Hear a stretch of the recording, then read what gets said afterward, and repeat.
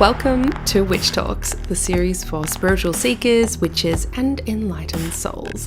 I'm Hannah the Suburban Witch, professional tarot reader, astrologer, and witch, and I hope you're ready to get up close and personal with your favourite witches. Hello. I'm so happy to have you here with me today. We also have someone else with us here today, and that is my beautiful kitty cat, River. I have attempted to do this without her in the room, and she refused to allow that to happen with persistent scratching at the door, and that was quite noisy. So she's just here sitting next to me, and I'm hoping she doesn't choose this as her prime moment of pushing things off the table or my altar or any of the other rat bag cat stuff that she tends to do. You cutie pie, aren't you? Get ready for another one of our Hana Help Me episodes where I answer your questions. If you have a question, send it through to info@suburbanwitchery.com for your chance to have me answer it on air. Today's question comes in from Abby. Abby asks, Hannah, help me. How do I recognize deity signs? How do I know if they're trying to connect? Thanks, from Abby.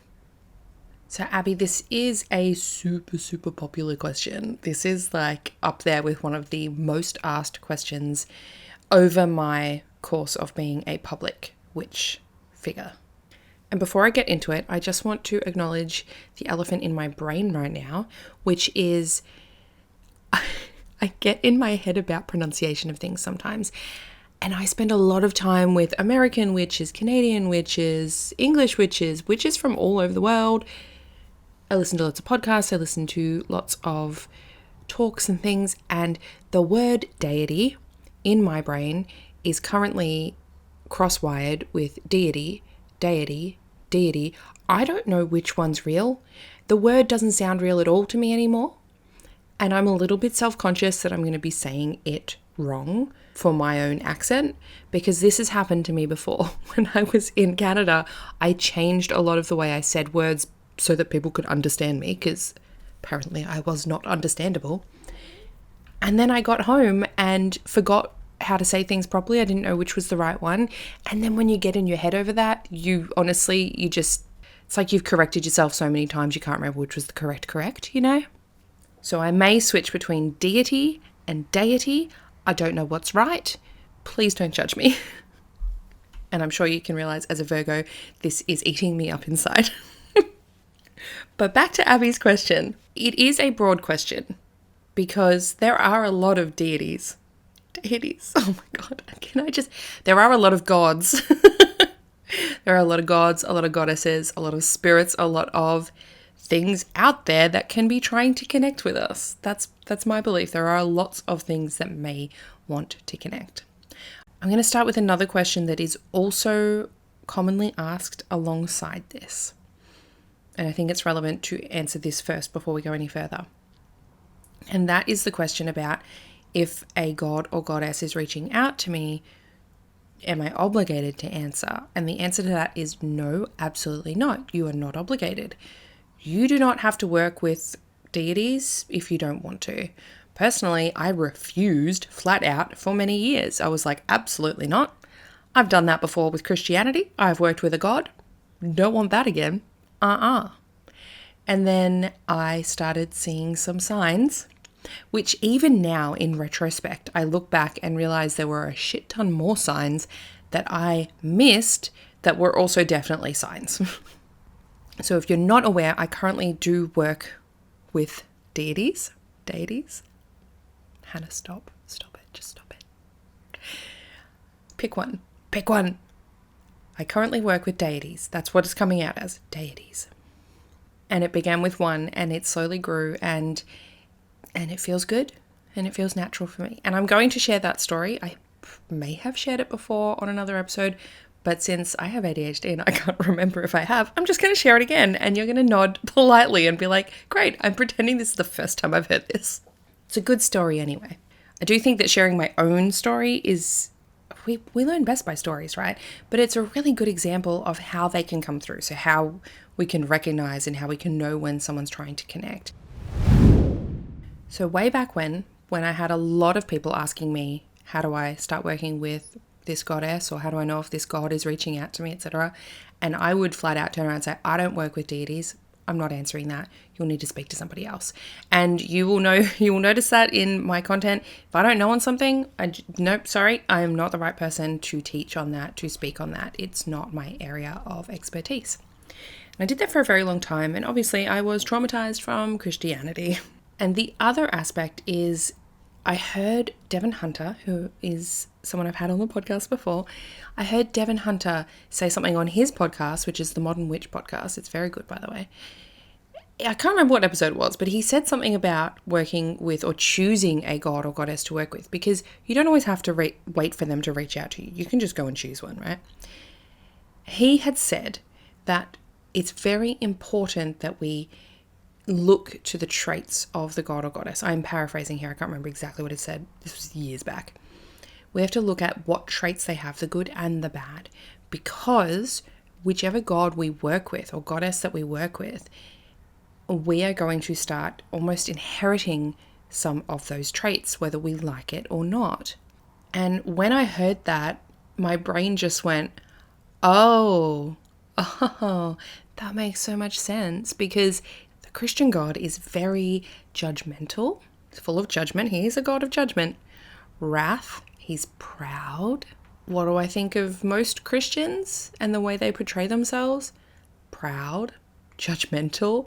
They very much are taking on the qualities of the God that they've chosen. But that's getting off the point. So the deity that I work with at the moment, my main deity, and I have a couple of others as well, I work with Thoth. Thoth, some people pronounce as Thoth. I say Thoth. Thoth.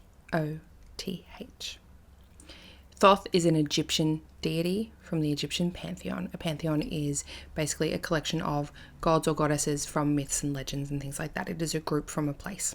We have things like the Greek pantheon, the Irish pantheon or Celtic pantheon, the Roman pantheon, and many of these gods, especially because Egypt, Rome, Greece, these were huge influences in the ancient world. And we had a lot of trade between these places. So we have something called the Hellenistic period, which is a period of about 3 centuries of Greek history between the death of Alexander the Great in 323 BCE and the rise of Augustus in Rome in 31 BCE. So this is collectively known as the Hellenistic period, and this is when Greek cultural influence and power reached its peak in the Mediterranean and beyond. So Hellenistic literally means to imitate Greeks, and we see a lot of this at least in Roman gods and goddesses, and then Greek gods and goddesses. You will have the Roman version and the Greek version. We have Aphrodite in the Greek pantheon and Venus in the Roman pantheon. So for example, Greek mythology originated around, it's hard to tell, but around about 3000 BCE. Whereas Roman mythology didn't appear until about 20 BCE. And that really came around with Rome's national epic, the Aeneid, which drew on myths that linked the city's founding with Greek deities and legends. Okay, so there's this like crossover between these sort of main pantheons that we have. I swear all of this has a point. You will learn so much in this, I promise you. In terms of the Egyptian pantheon, the first written evidence we have of gods and goddesses comes from the early dynastic period, which is around about 3100 BC. So it's similar timing to when the Greek gods and everything emerged as well, give or take 100 or so years. But we do get a lot of crossovers, and I mean, there's a reason for that. Historically, when we didn't have an answer to a question, we would have a god for that specific thing, or we would want a god to explain that. So things like a god of the moon who brings the moon up into the sky and controls the moon and the changes of the moon. So in the Egyptian pantheon, we have Khonsu, who is the Egyptian god of the moon. His name means traveler, and it relates to the perceived nightly travel of the moon across the sky. Then we have the Greek god of the moon, so she was the personification of the moon, and that is Selene. And then the Roman is Diana. Of course, there are other pantheons and gods and goddesses, such as Divana, who is the Slavic goddess of the wild nature, forest hunting, and the moon. But then Divana was also equated with the Greek goddess Artemis and again the Roman goddess Diana. So there's these links between all of these cultures that were emerging around the same time and these stories were coming around the same time. And as you know, empire took over another empire, they would merge stuff together. That's how history happens. So this is where it gets a little bit tricky when you're like, okay, maybe I'm feeling really drawn to the moon. I'm going to also mention Thoth is also known as a god of the moon, but has a lot of further history as well. So maybe you're feeling this call to the moon, this draw to the moon, to worship the moon, to bring the moon or the lunar calendar into your daily practice, to live by a lunar cycle perhaps. Maybe you're pulling the moon card really frequently, especially around questions of working with the deity. But then how the hell do you know which one? There's so many moon goddesses and gods around the world. So this is where you need a little bit more specificity to know if that god is really calling to you or if you just like the moon. So in this same vein, we're going to have things like a sun god in most of them. There is going to be goddess and god of the night, which is different to a god of the moon. So one thing I think is really important to feel into is which of these pantheons, these big pantheons, draws you. I think our interest, that feeling of being pulled towards something, that is something for us to listen to. A lot of the times, I believe that's our intuition. Now, even though I pushed back on working with a god for a very long time, I look back and most kids love the concept of ancient Egypt as they're growing up. Like, that's a very cool concept. However, I don't think most kids teach themselves hieroglyphics at the age of 11, which I did. And it was really tricky, but I was, writing stuff in hieroglyphics from something I'd found at the library. I was trying to interpret things. And this was back in when I was also trying to interpret stuff in the Bible as well. But it's probably not a normal kid thing to do. Maybe that was a sign. Maybe that was a sign very early on. Maybe it wasn't. I don't know. I like to think of it as perhaps something that brought me to where I am today. The story of Thoth coming into my life. As I said, there were numerous signs and things like that, but I'm going to talk about the main ones. The first was probably even just going back to the tarot, this call to the tarot. It came to me like a voice in my head, which I know is clairaudience, but even in my intuition infancy, I recognized that this was not a thought of my own. I knew that that's not a thought I normally have. I don't think about the tarot. The tarot was evil. That was, old Hannah thinking. But it was incessant. Buy a tarot deck. Buy a tarot deck. And I was like, I freaking can't. Demons are going to pop out. I can't do that. But eventually I succumbed and I bought one. And it clicked. When I tell you I could read those cards very easily without any, I threw that little white book out basically immediately. Whilst I've studied, because I love studying, I love learning, I love all of that, and I've practiced and practiced and practiced, I do think it came very naturally to me. Now, I teach people the tarot and I've watched some people pick it up very quickly, some people do not, and that's okay. And I don't think you need to pick it up quickly to be a good tarot reader. That can come with time. But for me, it felt eerily easy. So that was possibly a sign to begin with. There is a lot of conjecture about Thoth being the inventor of the tarot or where tarot originates from. So Thoth is, as I said, a god of the moon, a god of learning, a god of writing. He was the inventor of writing, so it goes, the creator of languages, a scribe, an interpreter, advisor to the gods, representative of the sun god Ra. He was a mediator. He gave really good, wise guidance. He's a god of knowledge, sacred learning, and recording all of that wisdom as well. So Aleister Crowley created a tarot deck called the Thoth Tarot. It's a slightly different system to the Rider-Waite-Smith. There's been a few changes. And when I first came to tarot, that was absolutely not, almost repulsive to me. And even now, it's a very, very intense energy. And I think that's more Aleister Crowley's energy rather than anything else. But along my journey with tarot, of course, there came a time when I was like, I need that deck. And I haven't really felt that way about many decks before. The Mythos Tarot, yes, I felt that with that. And I'm currently on a Greek god deep dive, so I can feel a shift happening there. But the Thoth Tarot was something I was repulsed by until suddenly I wasn't. I have spoken about this before, I think with Nicholas Pearson on the crystals episode, where there are certain crystals like Desert Rose that I was like, ugh, I hate that crystal. Why would anyone want to use that crystal? Until one day I was suddenly like, oh my God, it is stunning. I have to have that crystal. I think things call to us when we're ready, when we are resonating on the same frequency as the thing, right? So the Thoth deck started to call to me, and I didn't heed it at first because I was like, oh my gosh, there's no store around here. I'd have to buy it online and then shipping. I'll combine it with something. I'll just wait. Anyway, when I finally said, I think to my Suburban Witches Society group, I said, you know what? Fine. I'm getting the Thoth deck. I'm going to go down that pathway. Wish me luck. And one of them said, hey, I have the Book of Thoth. Would you like me to send it to you? And she sent it to me.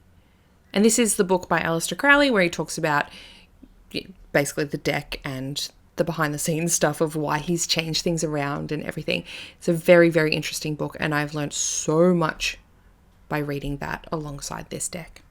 So I was like, okay, so for me that could have also been a sign that these things sort of come to you when they're meant to.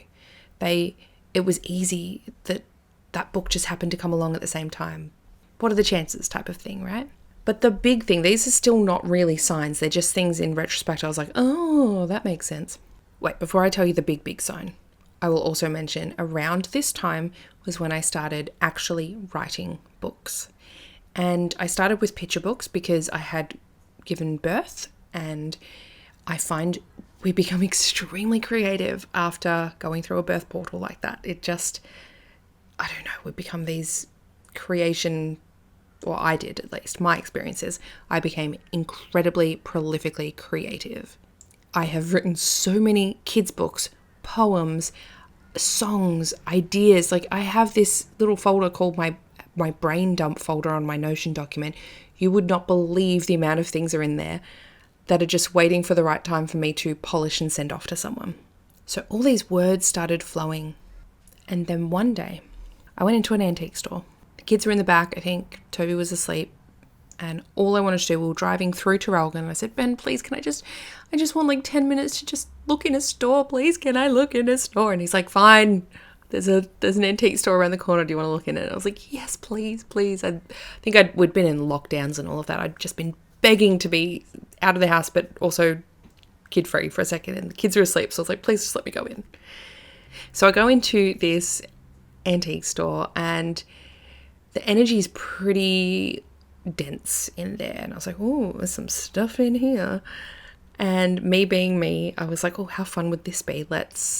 I'll take a photo of some things that look really creepy and do a little poll on Instagram on my stories to see if people can feel into the image and whether it's haunted or not. And by haunted, I mean if there's something like an intense energy attachment to it. Doesn't necessarily mean like a ghost is sitting there waiting to go home with someone.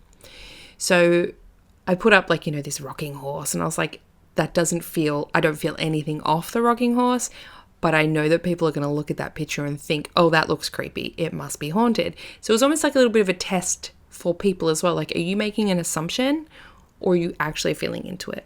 And then there were a couple of things where I was like, wow, yeah, there's definitely something here. And I would post that up and just did a little poll. It was a little fun thing. I was actually having a lot of fun. And obviously to do this, I would touch the item and feel into it. And there was one particular item. There was this big dresser, like a big dresser. I think that's what it's called. And I put my hand on it. It was a dark, really dark wood. I remember it very vividly. It was quite beautiful. And I put my hand on it and immediately felt like vomiting. And for me, that is not a good sign. It's unusual. It's a similar feeling to when I tried to tune into this taxidermied longhorn bull at a natural history museum. Dizzy, ill, sick, just ick vibes. This was like, oh no, I hate this. This is not good. And I was like, and I should have probably shielded a bit more before doing this. I got carried away. I got excited, and fuck. Anyways, Ben's calling me on the phone by this point, and I was like, oh, damn it, they're probably woken up. I got to get back in the car. So I get back in the car. He's like, you all right? And I was like, yeah, I've just got a headache. And he's like, you didn't shield, did you? I was like, no, I was having fun. And I think when you're a sleep-deprived mother as well, you forget those things. Always shield if you're going into an antique store. Just take my advice.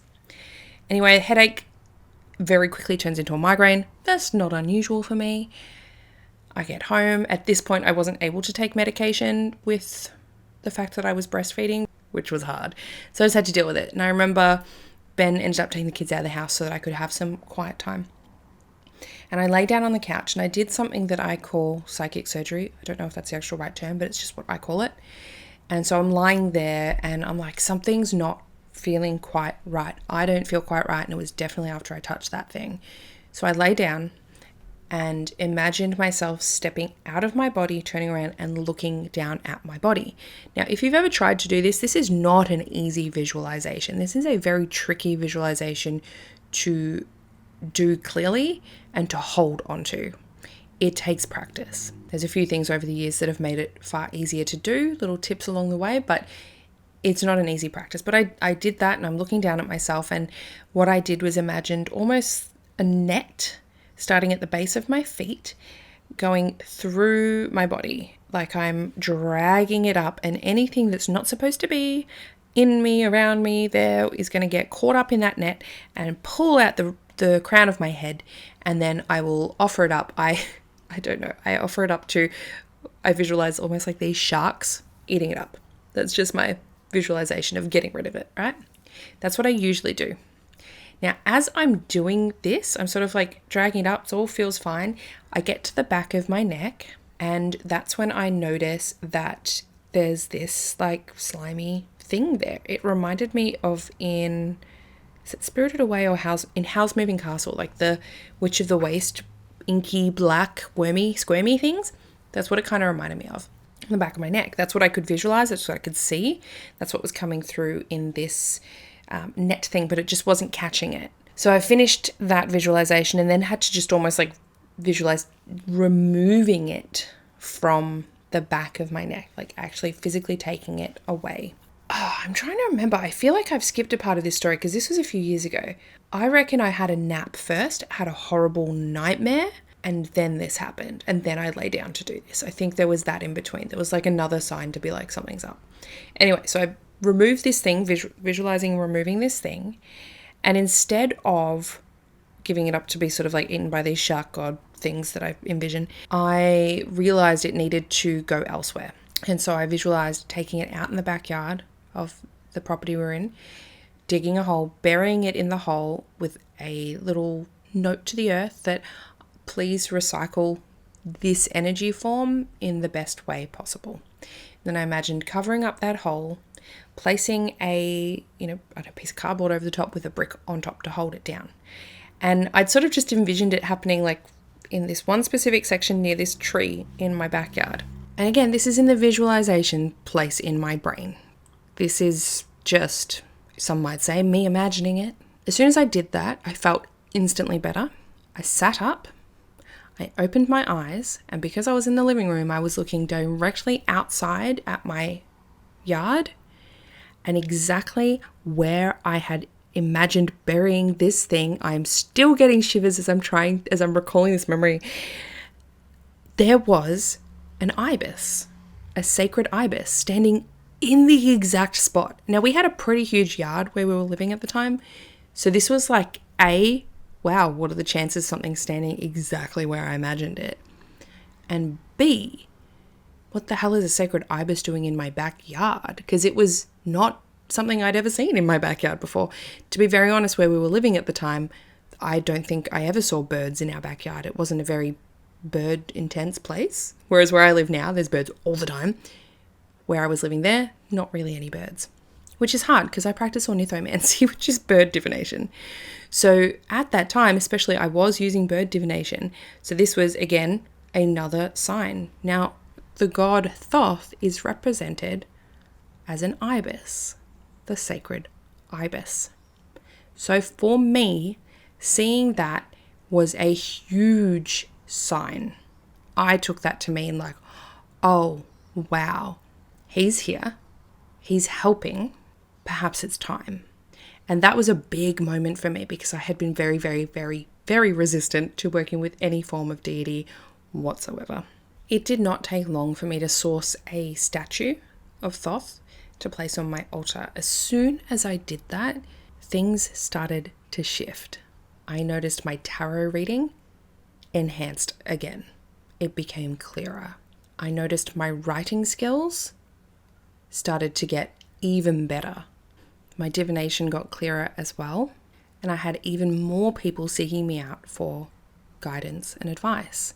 This was about the time I actually ended up changing the name of my tarot readings and all of that, and I started calling them a guidance call because I realized that's what people were coming to me for. They wanted guidance, they needed help, and that's what I was providing them, so I called it a guidance call. Now, what a lot of people like to do when they do choose a deity or feel a deity calling out to them, obviously I placed a statue of Thoth on my altar as a, hey, okay, let's do this. And I did do some divination beforehand just to double check with my tarot cards, like, is this the right way I should be going about it? And all cards pointed to yes, and I was like, cool, let's just see where this goes. Keeping in mind, you can stop this relationship at any time. The other thing, as I mentioned earlier, I definitely looked into Thoth's gifts, stories, myths, legends, and what the pros and cons might be of working with Thoth. And I made sure before embarking on that relationship and that journey that it was something I was willing to take on, the good and the bad. Now, as the son of two deities representing both order and chaos respectively, Thoth is also the god of equilibrium. And I was like, you know what? That's actually not a bad thing to bring some balance into my life. And I do think he does bring that need for balance in all of those things. And that's been a consistent theme since working with Thoth. I didn't say earlier, his Egyptian name is Jehuti, which means he who is like the ibis. So very soon after working with Thoth, was when I began writing my memoir. So I started writing my memoir and it flowed. It just flowed out of me. I wrote about 30,000 words. And then I think that's when we had to move house, or we had to do something. Something interrupted that. But very soon after, and this whole time I'm giving offerings, I'm working with him, I'm usually connecting via my black scrying mirror on the dark moon. That is the divination style I reserve solely for communicating with Thoth. So shortly after starting that memoir and then having to put it down for a bit was when I got the idea for my novel, my fictional novel. And when I tell you, I feel like that book was channeled, and I don't mean that in like the new agey sense of the word. I just mean that was the point where I said my writing is an offering to Thoth, and it's almost like working together. He's helped bring forth those words for me. And even when my editor got a copy of the novel, and it had been through 2 rounds of revisions and a set of beta readers, my editor was like, I can tell there's something extra here because this is far further along than most authors on their first novel after 2 revisions. This is elevated writing. And I was like, I've never learnt writing craft. I've never done that before. It's my first actual novel, and it just flowed so easy. So I think that shows as well some of the things working with a deity can do in our lives. It can make these huge things. I'd always wanted to be a writer growing up and had given up countless times. But having Thoth as my deity has helped me see that through. Like, I am going through that process. I will be a published author. Like, that is 100% where I'm going. And it's quite funny to me when I look at this book that is set in 2000 BC in Kemet, which is ancient Egypt. And I never put that together at the time of writing it. That it's set in a time when people literally worshipped Thoth. Entire cities would be dedicated to him as a god. So things you need to look out for to know if a deity is reaching out to you. Signs in your everyday life. The interests you're feeling drawn to. Themes that are coming up in your life or in your divination. Signs that are coming up that relate continually to a specific god. For example, a sacred ibis was very clear to me that that was Thoth. Pair that with the tarot and the Thoth tarot deck and writing and all of these other things, and it just felt like it made sense.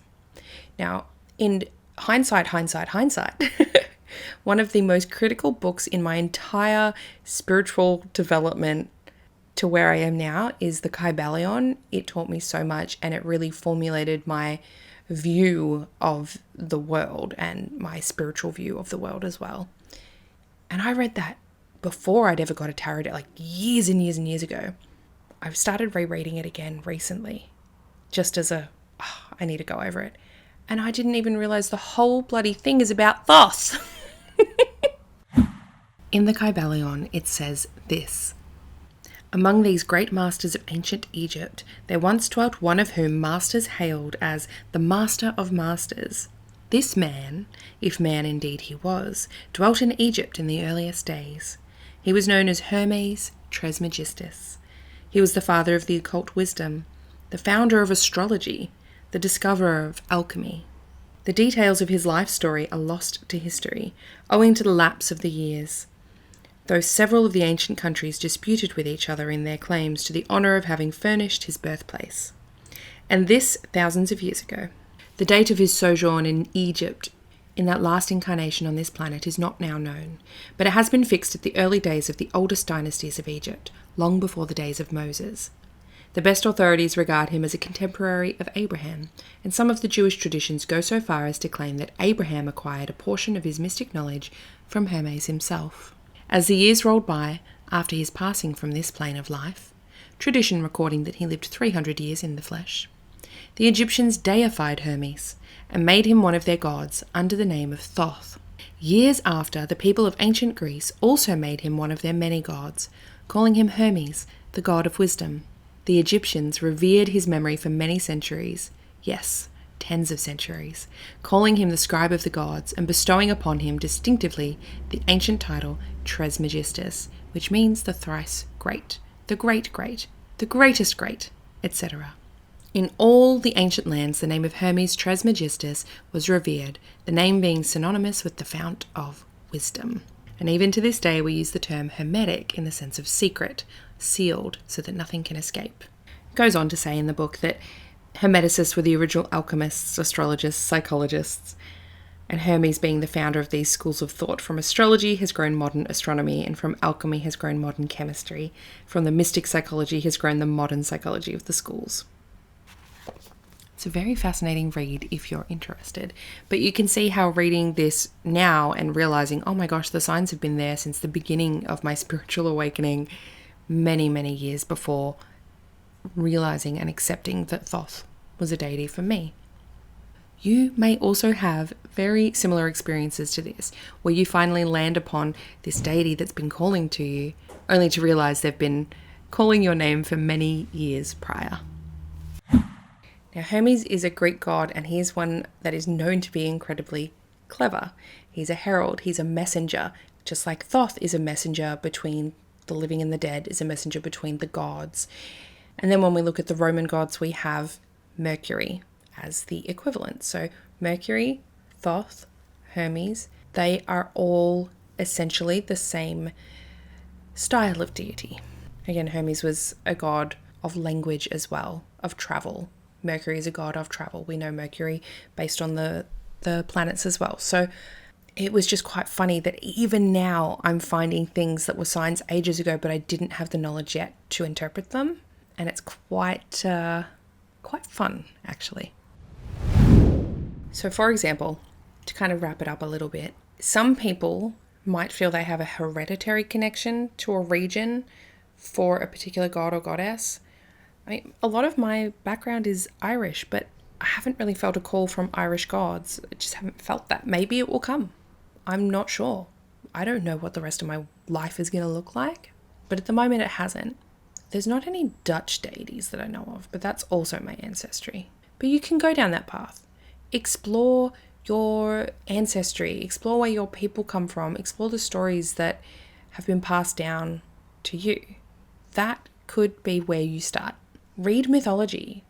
I think mythology is huge in understanding the gods. Like, you need to know their stories. You need to know what was said about them, what they did. And understanding that is going to be a key thing. But as you're reading it, you're going to notice you resonate with some more than others. Maybe you read about Aphrodite and a light bulb goes off and you just know that she's calling to you. Goddess and God oracle decks, they can be really useful if one's consistently popping up and you're just going to be like, okay, I guess you want to chat.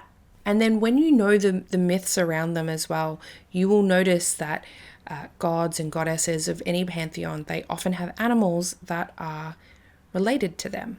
So Thoth has the sacred ibis, also the baboon, but most frequently the sacred ibis. For example, the goddess Athena is associated with birds, but particularly the owl. So if you are seeing lots of owl symbols everywhere, or you notice that people keep gifting you owl necklaces, or like something like that, could be a sign from Athena. A lot of witches feel called to work with Hecate, Freya, Aphrodite, Persephone, and in the Egyptian mythology, Bastet or Bast, who is a cat goddess. Now, I have since expanded my deities that I work with because during one of my scrying sessions, I felt Isis come in. And that was intriguing to me. And I drew a little picture of what I saw. And then when double checked which goddess is this, and it was Isis. And I'm not even kidding. 2 weeks later, after not telling anyone, I had a friend come over and she's like, hey, I brought you this goddess statue because I bought it for me. And it's not for me. I think it's for you. And she gives me an Isis statue. And I was like, well, that's weird. Thank you very much. So that was a confirmation. And you will have that. You will notice a sign. And then it's almost like you see the sign and then you get the validation. And if you don't get the validation, that's okay. You can still choose to work with that god or goddess if you want to. They don't have to be calling you for you to want to work with them. And if they're calling you and you don't want to work with them, you don't have to. I didn't even talk about the Norse pantheon. There is a Norse pantheon as well. Totally, like, just my brain blanked on that one. So there's Nordic gods and goddesses and things like that. Think of Odin, Thor, Freya, etc. When I said Freya before, my brain obviously went into a little overdrive.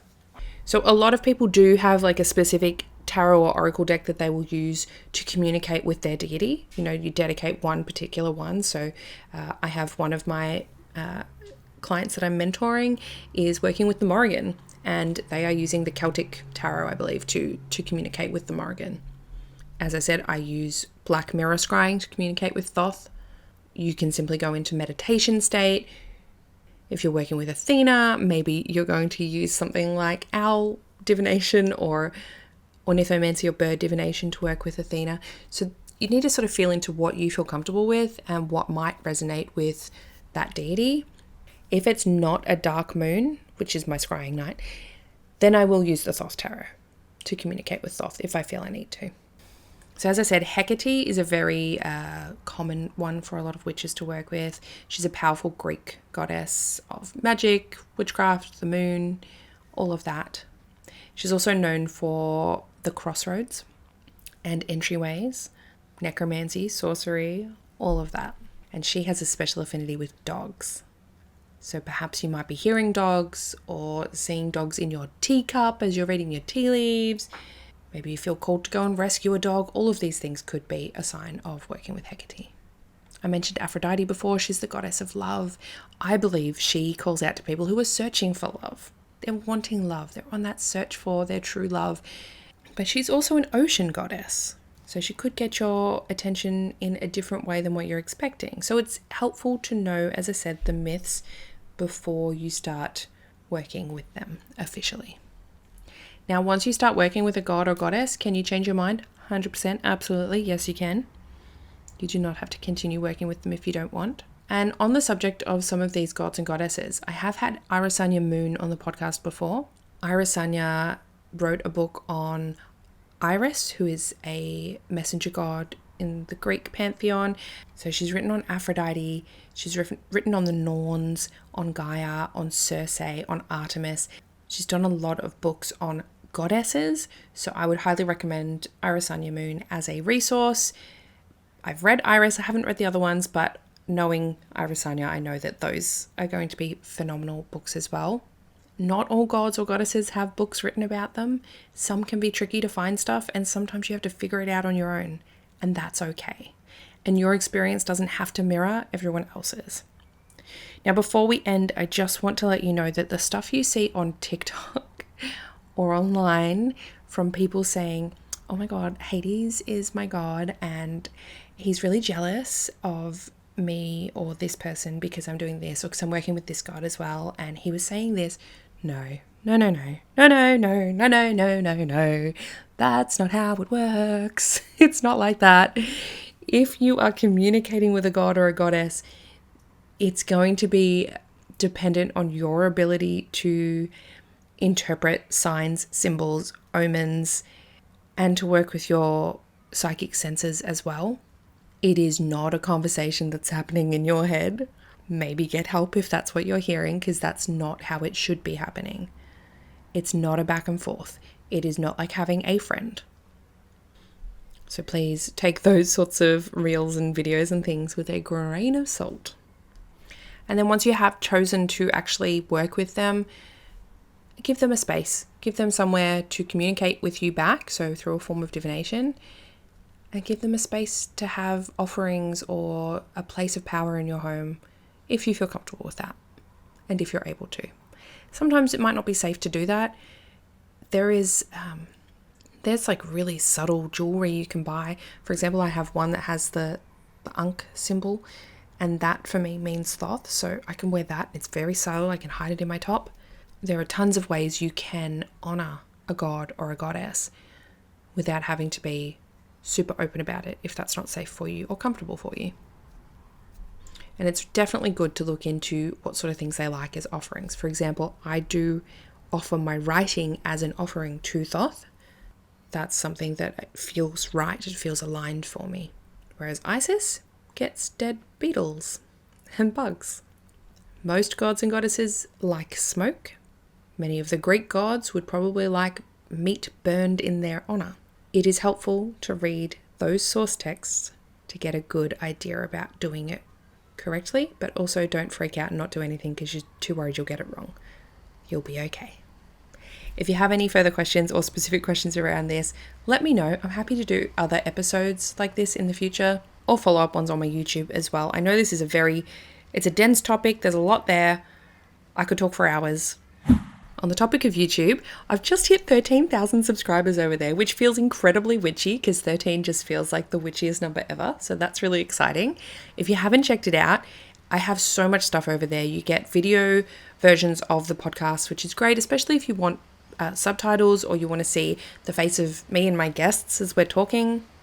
I've got a bunch of playlists. There's one on tarot specifically, so if you need help with reading the tarot, learning the tarot, there's so many videos there for you to watch through.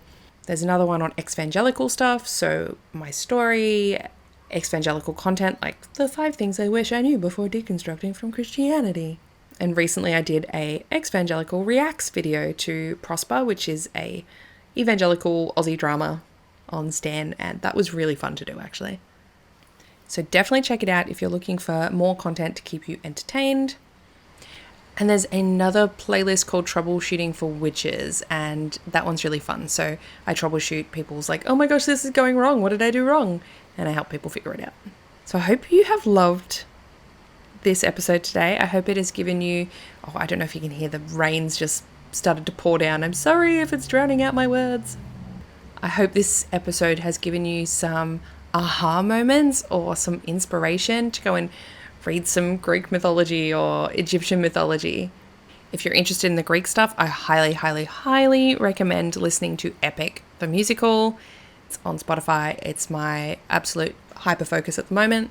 You could also read Homer's The Iliad and the Odyssey. That's going to give you so much insight into the gods. That rain is getting a lot heavier. If you are looking for the Egyptian pantheon, there is a website called sacred-texts.com. If you go /EGY/index.htm, I will put that. I've said that and now I'm like, that's ridiculous. Hannah, no one's going to remember that. I will link it below. That has a lot of sacred text archives for Egyptian mythology. As I mentioned earlier, a lot of the Roman is taken from the Greek, so I usually recommend people start with the Greek rather than the Roman. In terms of Celtic pantheon, there is a book by Mark Williams called Ireland's Immortals, A History of the Gods of Irish Myths. And then James McKillop has written a dictionary of Celtic mythology, which is also very good as a resource. Now, if you're into the Norse pantheon, the Viking Society for Northern Research has free PDFs, one of which is the Prose Edda, which has been translated by Anthony Fawkes in 1987, so that's a good place to start. And a more recent book to read would be The Norse Myths, A Guide to the Gods and Heroes by Caroline Larrington. I'm going to be listing all of the books and resources that I've just done in the Suburban Witches Society Facebook group. So if you want to get access to additional podcast resources, as well as behind the scenes episodes and things like that, you can sign up at suburbanwitchery.com/society. And I'd love to see you there. Thanks again for listening today. If you know someone who would get a lot out of this episode, I ask that you please send it across to them, share the word. The Witch Talks Pyramid Scheme, that's where it's at. Tell a friend, tell a friend, tell a friend. We've just recently hit 52 and a bit thousand downloads, which feels like a huge milestone. And I'm excited to hit 55. I think that would be a great bang to go out on at the end of season 2. And by 55, I mean 55,000. I hope you have a lovely day wherever you are in the world today. And I will chat with you next time.